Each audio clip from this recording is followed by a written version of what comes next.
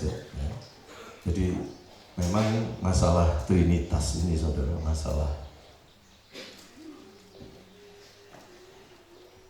Elohim yang kita sembah, yang disebut dalam doktrin Trinitas itu satu hakikat tapi tiga pribadi.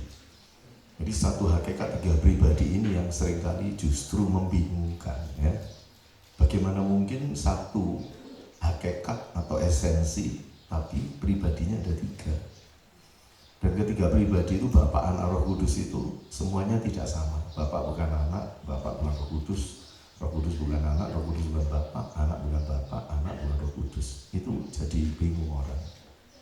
Ya, bagaimanapun itu hanya rumusan doktrin dari gereja mula-mula yang tidak semuanya setuju.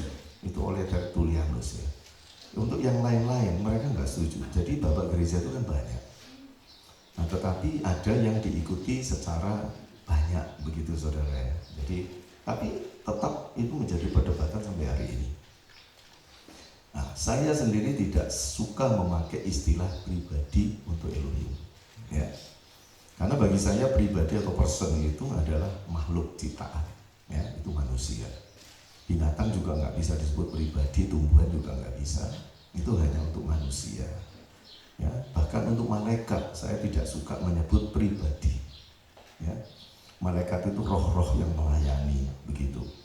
Bagi saya pribadi itu ada hubungan dengan tubuh jiwa roh manusia. Itu sebabnya Elohim saya nggak suka pakai istilah pribadi kecuali Yeshua Mashiach yang menjadi manusia ya. Bisa paham ya saudara. Nah, jadi untuk Elohim saya lebih senang memakai dengan kata eksistensi atau keberadaan ya. Jadi keberadaan atau eksistensi Elohim itu tidak mungkin dikenal oleh manusia, tidak mungkin bisa dilihat, tidak mungkin bisa didengarkan, tidak mungkin bisa dijangkau dengan semua indera manusia. Tetapi Elohim itu dia mau menyatakan dirinya kepada manusia. Dia mau agar manusia bisa berhubungan dengan dia. Bagaimana caranya? Maka dia menggunakan firman-Nya. Nah, itu gampangnya begitu ya. Jadi Elohim yang tidak bisa berhubungan dengan manusia itu saya sebut transenden. Dan istilah transenden itu dipakai dalam kitab suci oleh Rasul Saul. Elohim yang ada di tahta yang tidak terjangkau, yang begitu jauhnya sampai tidak seorang pun bisa tahu. Bahkan Yesus berkata tidak seorang pun pernah melihat Bapakku. Nah, itu Elohim yang transenden, yang ketika Yesus ada di dunia itu dia sebut sebagai Bapaknya. Dia sebut Bapakku, Bapakku ya. Jadi itu Elohim yang transenden. Tetapi ketika dia menyatakan dirinya kepada manusia, maka dia tidak lagi transenden. Karena transenden itu tidak mungkin bisa berhubungan dengan manusia. Yang bisa berhubungan dengan manusia itu imanen ya. Masih ingat bahasa saya itu?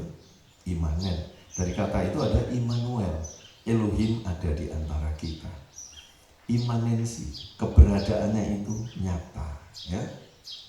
Dan di dalam perjanjian lama, Elohim yang imanen itu adalah Yahweh itu, yang bisa bertemu dengan Abraham, yang bisa berfirman kepada para nabi ya, yang bisa berbicara kepada manusia, yang bisa menemui Mose melalui semak belukar yang menyala tapi tidak terbakar, yang bisa bertatap muka dengan Mose di Gunung Sinai 40 hari ketika Mose diberi firman.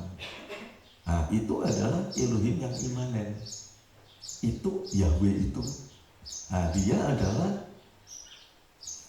Elohim yang bisa dilihat, yang bisa didengar, saudara, bahkan bisa diraba. Bahkan dalam cerita kitab Kejadian, dia itu bisa makan, bisa minum.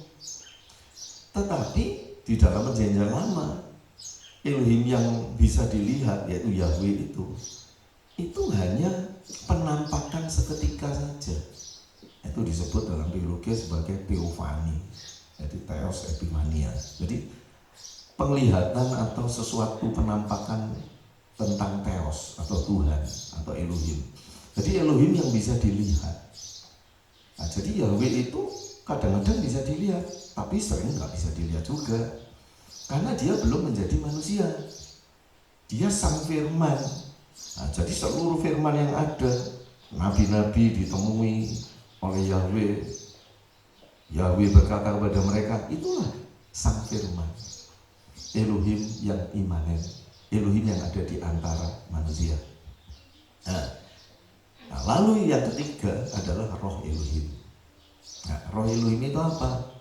Nah, disebut roh Elohim karena melalui roh itu, Elohim itu bekerja, menunjukkan kuasanya, menunjukkan menepati setiap janjinya dan sebagainya. Nah, disebut roh. Jadi roh itu ruah dalam bahasa Ibrani, itu artinya sebetulnya angin, ya. Dan angin di sini maknanya adalah suatu energi atau kekuatan. Jadi misalkan begini, di dalam Mazmur dikatakan manusia mengandalkan kuda, Mesir mengandalkan kuda dan keretanya, tetapi umat Israel mengandalkan roh Elohim. Nah, jadi roh Elohim itu maknanya itu kekuatan yang dari Elohim, yang olehnya Elohim itu melakukan segala perkara. Jadi misalkan ketika bumi diciptakan masih gelap gulita, air menyelimuti, kan begitu ya dalam Kejadian. Maka ruah Elohim, ya, roh Elohim itu istilahnya mengerami atau dia terbang di atas permukaan bumi. Nah, itu dalam bahasa Ibrani-nya artinya itu mengerami, gitu. Jadi akhirnya jadilah bumi seperti sekarang ini. Jadi itu roh Elohim itu apa? Roh Elohim itu ya rohnya Elohim, gitu, saudara. Nah, di dalam PL itu sebutan untuk roh itu roh Elohim, roh Elohim. Nanti dalam PB baru disebut Roh Kudus. Nah, ada bedanya antara roh Elohim dan Roh Kudus. Bedanya apa? Karena di dalam Perjanjian Lama, Elohim yang transenden itu mau menyatakan dirinya kepada manusia, tapi belum jadi manusia. Sang firman, yaitu yang Immanuel, ya, Elohim yang imanensi itu dia hanya dalam penampakan wujud kayak manusia. Jadi orang bilang menjelma, gitu. Tapi dia belum menjadi manusia sungguh. Nah, dalam konteks seperti itu, maka kuasa Elohim itu dinyatakan sebagai roh Elohim, bukan Roh Kudus. Nanti Roh Kudus itu dalam PB yang berkaitan dengan yang Immanuel ini menjadi manusia, yaitu Yesus HaMasyiah. Nah, ketika Yesus HaMasyiah ini, sang firman itu sudah menjadi manusia, maka roh Elohim itu sebutannya tetap roh Elohim juga boleh, tetapi kebanyakan disebut Roh Kudus atau roh HaMasyiah, roh Kristus, bahkan disebut roh Yesua. Nah, jadi roh Elohim di dalam PL dengan PB itu roh yang sama, tapi juga berbeda. Bedanya kalau di dalam PL, roh itu tidak disangkut pautkan dengan Elohim yang menjadi manusia, tetapi hanya Elohim yang kadang-kadang mewujudkan dirinya yang disebut Yahweh, yang bisa dilihat kadang-kadang oleh tokoh-tokoh orang percaya zaman dahulu, ya. Jadi kalau dalam PB, karena Elohim sang firman itu telah menjadi manusia, maka roh Elohim disebut Roh Kudus. Nah, di dalam PL ada sebutan untuk Roh Kudus, tapi hanya satu. Saya ajak saudara baca, ya, nah, supaya jemaat Bukit Hermon juga mengerti. Dalam kitab Yesaya pasal 63, Yesaya 63.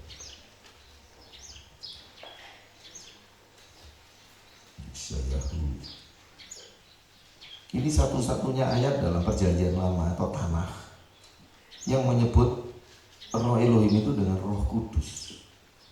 Pasal 63 ayat 10 dan 11. Pasal 63 ayat 10 dan ayat 11. Tetapi mereka atau bangsa Israel ini memberontak dan mendukakan Roh Kudusnya.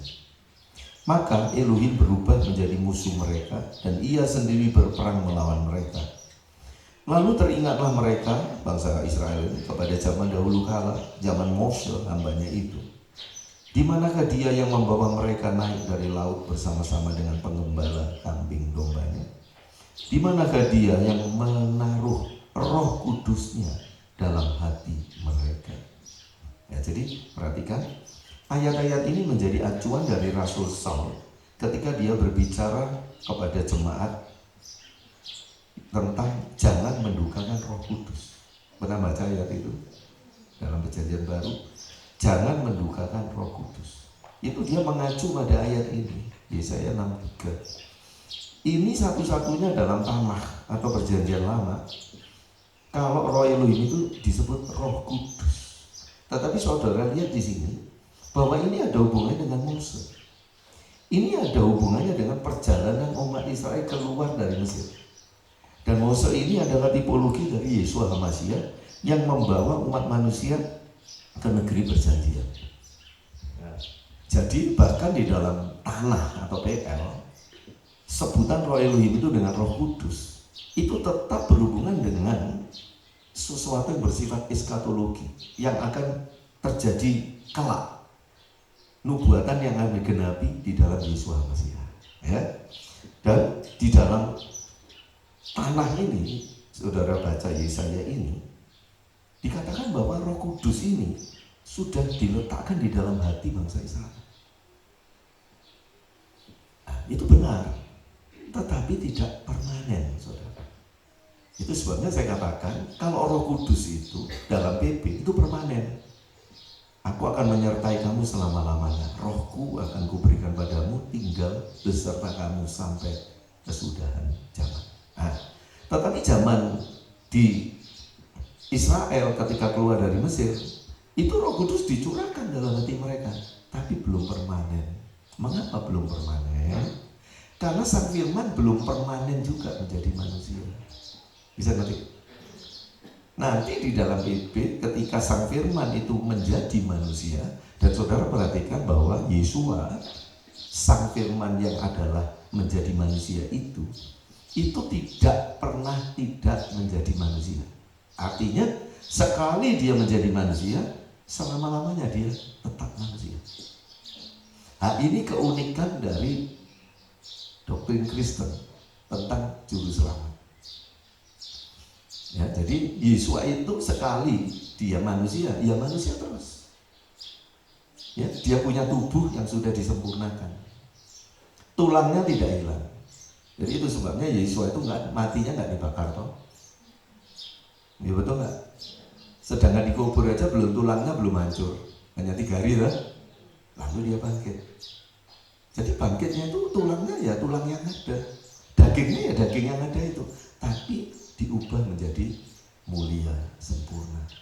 Sehingga itu menjadi jaminan bagi kita bahwa kita pun sekalipun mati, daging tulang kita itu juga akan dimuliakan seperti daging dan tulang Yeshua HaMasyiah.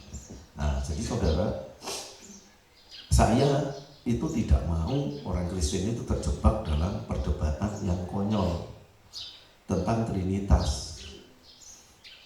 Bagaimanapun kita itu tidak akan mengerti Elohim itu kok bisa seperti itu.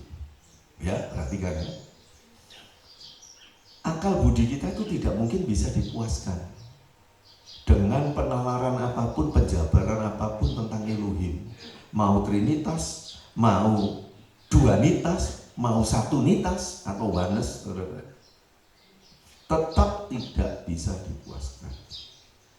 Saya pernah berkata, bahkan kalau kita dengan otak kita berpikir, apa benar Elohim itu ada? Otak kita itu nggak sanggup menjangkau itu. Kok bisa ya ada Elohim?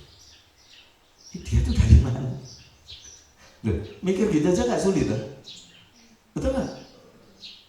Lo mikir dia ada aja setengah mati. Kok mau adanya dia seperti apa dipikiri? Loh ya lebih mati lagi kita saudara mikir itu. Ya, nah gitu. Jadi sudah. Yang penting itu kita percaya Yeshua HaMasyiah. Ketika kita percaya kepada Dia, maka keberadaannya seperti apapun itu tidak menjadi perdebatan bagi kita. Itu sebabnya sia-sia orang itu berdebat tentang Bapa, Putra, Roh Kudus itu gak ada gunanya.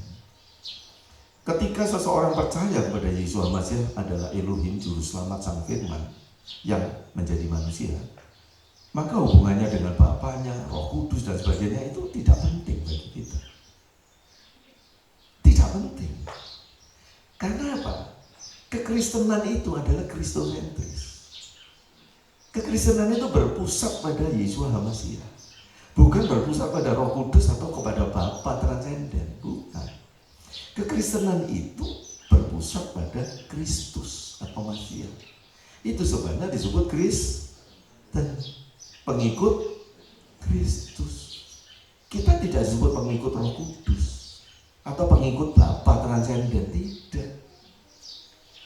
Nah, jadi orang yang sungguh menerima Yesus sebagai Juru Selamat, kita tidak pernah bingung hubungannya dia dengan Roh Kudus, dengan Bapa itu kayak apa, nggak pernah bingung gitu. Bisa ngerti ya? Kayak saudara misalkan, saudara nganggap saya gembala atau enggak? Nah, 100%. Apa saudara pernah bingung, saya ini anaknya Pak Ben juga atau enggak? Nah, gitu gampangnya, analogi. Lalu saya kira-kira punya kakek atau enggak? Lah kakek saya itu sungguh-sungguh kakek kandung saya atau enggak? Sama-sama kakek angkat. Saudara enggak pernah bingung kan? Enggak pernah bingung. Ya sudah. Kita enggak usah bingung tentang Trinitas ini, wah, Bapak bukan roh, roh bukan Bapak. Aduh. Istilah-istilah seperti itu tidak memadai sama sekali. Sang Firman bukanlah Elohim itu, tapi Firman adalah Elohim, dan Firman bersama Elohim. Yang apa itu? Yesus adalah Firman, tapi Yesus bukan Bapa, tapi Yesus adalah Firman, dan Firman adalah Elohim. Lalu bingung itu, saudara. Betul nggak? Itu sebabnya ini nggak pernah selesai. Pada mulanya adalah Firman, Firman bersama, dan Firman adalah Elohim. Yang disebut Elohim di sini tuh Bapak transenden itu tadi. Katanya Firman adalah Elohim. Nah, Firman ini telah jadi manusia. Jadi Yesus Maha-Masiah, Firman yang jadi manusia itu Elohim atau bukan? Elohim. Karena Firman adalah Elohim. Yang disebut Firman adalah Elohim, Elohim itu Elohim Bapa juga, transenden. Lalu dikatakan ketika Firman menjadi manusia, Yesus Maha-Masiah, maka Yesus Maha-Masiah bukanlah Bapa. Nah, bingung nggak? Bingung nggak? Yesus adalah Firman yang jadi manusia. Firman adalah Elohim. Lah Elohim ini Bapa. Lalu dikatakan dalam Trinitas, doktrin gereja ya, anak bukan Bapa, tapi Firman adalah Elohim. Padahal Elohim itu Bapa. Loh, jadi rancu tuh di situ. Rancu. Nah sebetulnya Firman itulah adalah Elohim. Firman betul. Waktu itu Firman belum menjadi manusia. Ketika Firman menjadi manusia, Yesus Hamasiah, maka Yesus Hamasiah itu bukan Bapa. Tapi apakah dia Elohim? Yesus itu tidak disebut sebagai Elohim, sebagai tapi Adon. Itu sebabnya saya gunakan kata Adon, Tuhan. Mengapa? Karena dia bisa dilihat. Manusia itu punya otoritas yang bisa dilihat. Otoritas yang tidak kelihatan itu disebut Elohim. Karena Elohim tak bisa dilihat.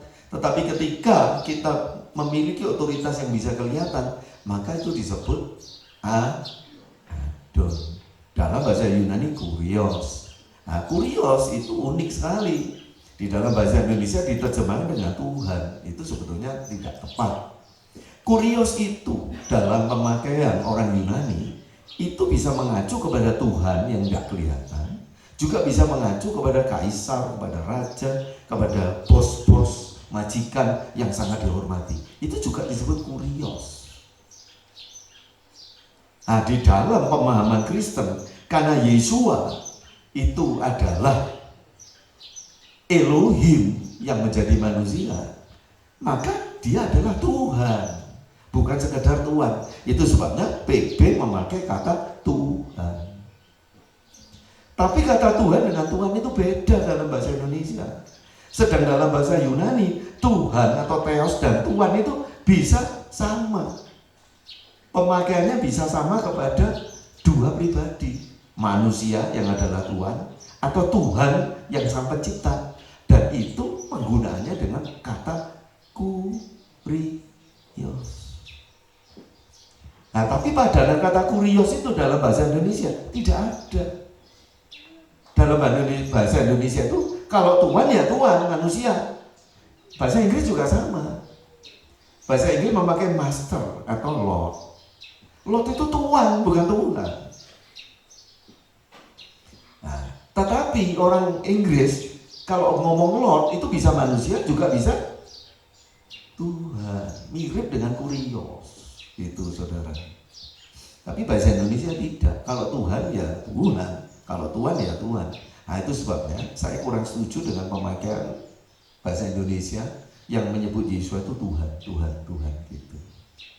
Tapi bagi orang Kristen, Yesus itu Tuhan, betul. Tapi dalam cerita-cerita ketika Marta, Miriam, Lazarus atau orang-orang Farisi ketika ngomong kepada Yesus, mereka tuh enggak bilang Tuhan Yesus atau enggak, saudara.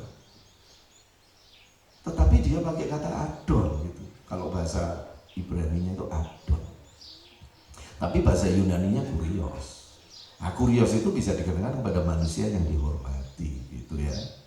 Tapi di zamannya Yesus tentu bahasa yang dipakai bukan Yunani. Bahasa Aramik gitu, saudara. Itu Adon. Adonnya itu tuanku.